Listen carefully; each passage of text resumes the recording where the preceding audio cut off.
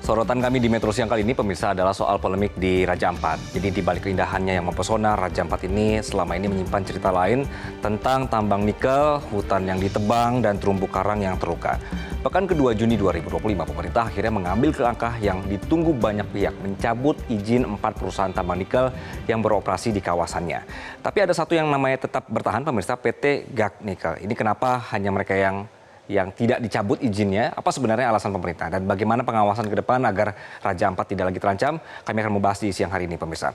Pencabutan ini diumumkan oleh Menteri SDM Bahlil pada 10 Juni 2025 sebagai tindak lanjut dari arahan langsung Presiden Prabowo Subianto dalam rapat terbatas bersama kementerian terkait dan kepala daerah setempat. Ini pernyataannya ya pemirsa.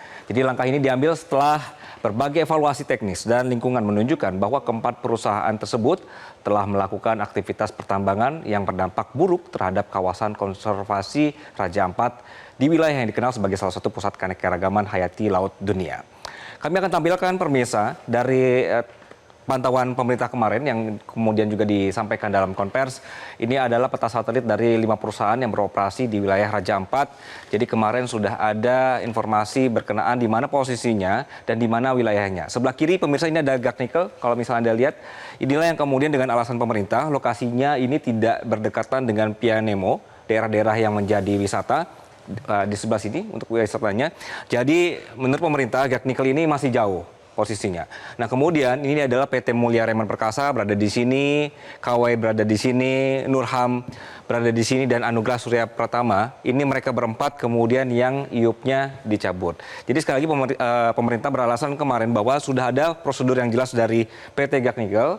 Jadi untuk sementara yang ini tidak dicabut. Jadi sudah terbayangkan ya pemirsa posisi-posisi dari perusahaan yang berada di Raja Ampat. Ada beberapa alasan utama di balik pencabutan ini. Pertama, misalnya karena pemerintah pusat menemukan adanya pelanggaran lingkungan hidup.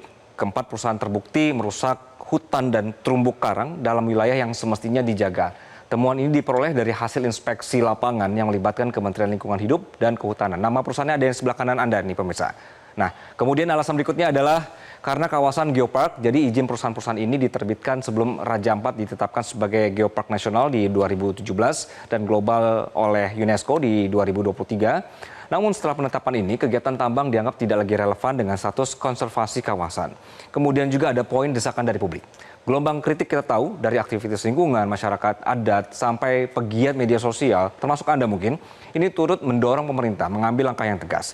Jadi aksi-aksi protes dan kampanye daring menyoroti kerusakan ekosistem laut dan juga darat akibat tambang. Ini alasan-alasannya.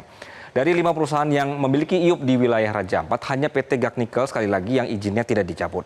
Alasannya, pemerintah pusat di balik keputusan ini adalah bahwa letak geografis tambang PT GAC Nikel ini berada di Pulau GAC yang secara teknis berada di luar zona inti Geopark Raja Ampat. Ini alasan pemerintah ya. Kemudian dari segi legalitasnya lengkap. Jadi menurut pemerintah PT GAC Nikel, anak usaha BUMN Antam, sudah memenuhi seluruh syarat administratif dan juga teknis, termasuk dokumen AMDAL, izin pinjam pakai kawasan hutan, serta standar operasional tambang yang baik. Lalu juga ada penilaian kerja dari pemerintah. Jadi perusahaan ini juga dianggap oleh pemerintah pusat, mereka punya rekam jejak kepatuhan yang baik, termasuk mendapatkan skor proper biru dan hijau dari Kementerian Lingkungan Hidup. Itu alasannya. Untuk itu, Presiden Prabowo menginstruksikan agar seluruh kegiatan tambang diawasi secara ketat, mulai dari implementasi AMDAL, sistem reklamasinya seperti apa, kemudian perlindungan terhadap terumbu karangnya seperti apa. Ini harus secara rutin ada audit menyeluruh. Menteri Lingkungan Hidup juga menyatakan akan mengirimkan tim audit independen untuk menilai kembali dampak lingkungan dari operasional tambang di Pulau GAC. Kawasan sensitif pulau-pulau kecil seperti GAC ini tunduk pada aturan ketat Undang-Undang Nomor 1 Tahun 2014 tentang pengelolaan wilayah pesisir dan pulau-pulau kecil. Oleh karena itu, potensi dampak ekologisnya sangat besar jika pengawasannya longgar. Sehingga pemerintah juga mendorong masyarakat sipil untuk terus aktif memberikan masukan dan mengawasi aktivitas tambang sebagai bagian dari pengawasan publik. Gubernur Papua Barat Daya, pemirsa, Elisa Kambu, mendorong agar pemerintah mengevaluasi seluruh perusahaan tambang di Raja Ampat agar lingkungan alam Raja Ampat tetap terjaga. Perusahaan juga diminta untuk memperhatikan dampak dari penambangan yang mereka lakukan.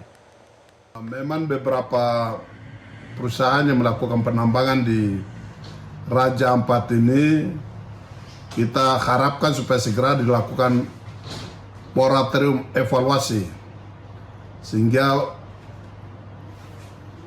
perusahaan yang memang benar-benar memiliki izin sesuai dengan peruntukannya dan lengkap dokumennya, silakan melanjutkan. Katanya contoh macam PT Gat Nikel. Yang berikut yang tidak memenuhi persyaratan, karena kita lihat di situ semua hampir 3, yang lain tuh hampir tidak itu. Nah, ini yang dilakukan evaluasi supaya kalau memang tidak memenuhi persyaratan dan apalagi penambangan itu dilakukan di pulau yang kecil atau dekat sekali dengan daerah destinasi wisata yang ada di Raja Ampat, maka kita harap pemerintah pusat untuk bisa, kalau bisa itu menghentikan, tidak perlu dilanjutkan.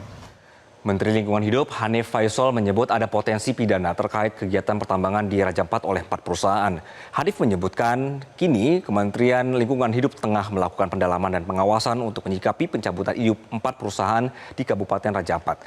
Hanif menjelaskan 4 perusahaan ini dianggap melakukan pertambangan di luar batas kenormalan. Kita melakukan pendalaman pengawasan. Dari pengawasan itu kita akan menentukan langkah-langkah lebih lanjut. Memang ada 3 pendekatan utama, mulai sanksi administrasi paksaan pemerintah, kemudian sengketa lingkungan hidup dan gugatan pidana.